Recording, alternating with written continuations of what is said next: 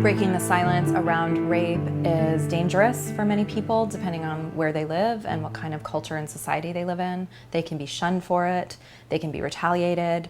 So speaking out carries a lot of often negative consequences. These concerns can range from merely anticipating what the reaction of the community from which they come could be it positive or negative, which will draw attention to them. If they do not wish their community to be aware of what happened to them, that needs to be understood so that certain measures can be taken. The important considerations you should take when choosing a location for the interview should be obviously first security. Check, find out the security risks that are involved in you going into the community and speaking to the interviewee. The environment should be free for the survivor to be able to express themselves. Avoid places where to conduct an interview where the event might have happened, because then that creates tension. It brings back memories of the incident, and you might not be able to get all the information that you require. If you are revealing something in an interview, you don't want people walking around behind you, you don't want to be interrupted. Things could get very intense emotionally for the subject. So you want to make sure there's a door to close, that they feel secure, that their perpetrator isn't nearby, someone that knows the perpetrator isn't nearby. They need to feel very safe wherever they are. So whatever that means for them, that's not for you to choose, that's for you to discuss with the subject. If they were violated as a result of a personal relationship and they're maybe still with their perpetrator, they really need to think about if there's going to be any repercussions if the person finds out that they've done the interview. This element of exposure that victims are exposing themselves to in various different ways, from basically telling a story that may implicate perpetrators and therefore result in security issues or them being threatened.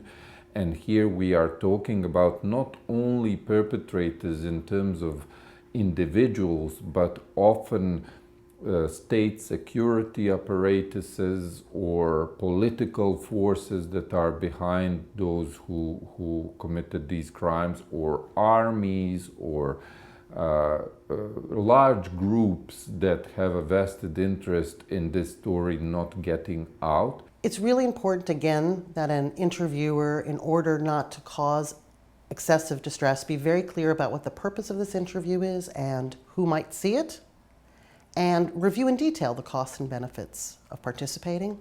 It's important that the interviewer give as much control to the interviewee as possible and be as trustworthy and straightforward as possible.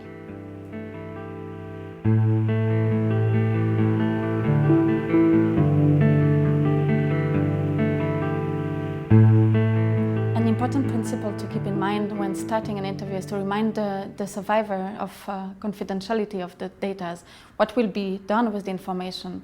And if the information gathered will be shared with other people, the survivor should know about it and should agree with it. This is extremely important. Explain the project that you want to undertake clearly and concisely to the victim or the survivor. Inform them of the risks involved in them speaking about their ordeal.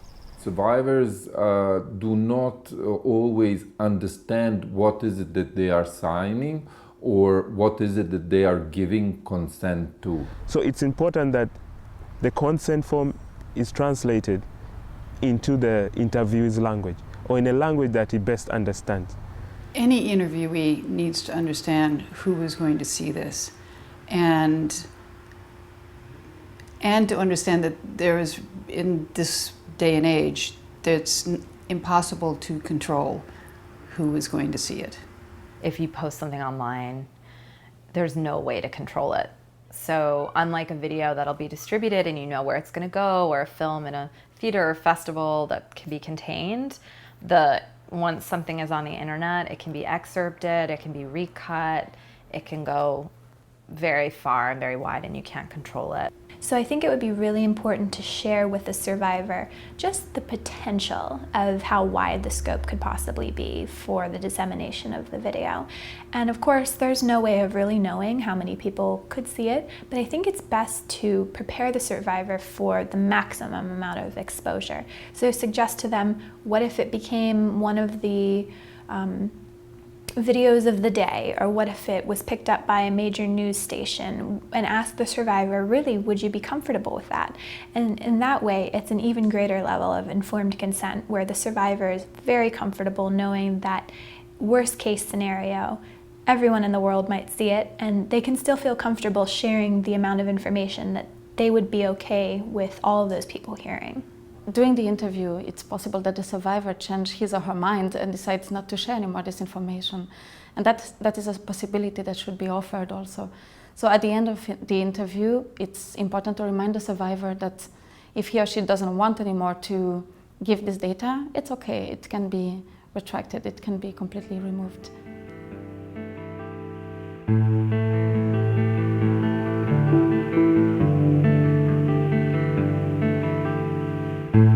The situation where you would conceal the identity of the victim is where the survivor themselves are not feeling comfortable in having their own face shown when they tell the story, or if they're in an environment which is very risky, where their lives would be in danger for them telling the story. So it would be important for you to conceal their identity. There's a lot of different techniques for blocking someone's identity. I've seen actually some very artful ones, kind of a frosting out of their face. You can do a black bar over their face, but make sure it's big enough.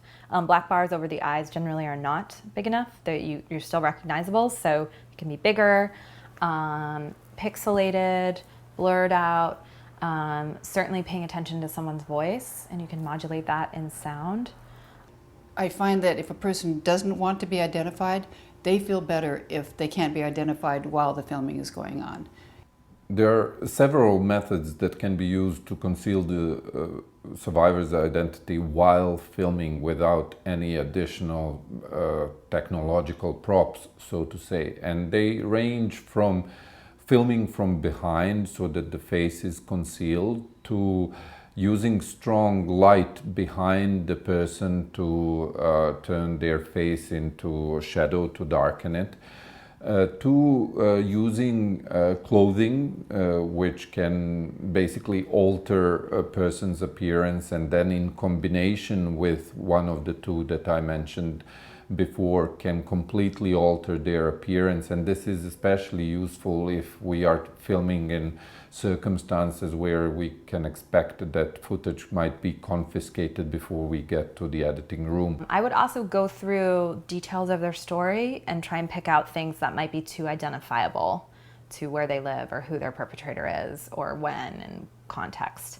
When a person identifies by name or by description their attacker, sometimes I will not put that in. Stay away from specific location type situations or information. Sharing that may be not the best idea, and hopefully the interviewer can not lead you into that. So it's all about agreement in between survivor and interview video makers on an environment, on or safety, confidentiality, or the way of the interview will be, the way the face you have to agreement. The good things, after agreement, the interviewer or the video maker must do what they tell him to do, not to go beyond that one.